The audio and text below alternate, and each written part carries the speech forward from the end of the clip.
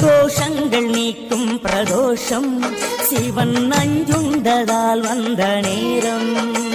நாம் செய்த தீவினைகள் யாவும் அந்த பிறை சூடன் அருளாலே தீரும். நாதனின் விடையாக நன்றியின் கொம்பிடையில் சிவனாடும் நேரம் இது. சிவன் வரும் சுகமான நேரம் இது.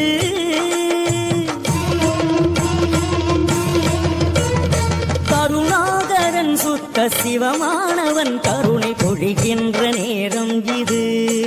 வரம் தருகின்ற நேரம் இது.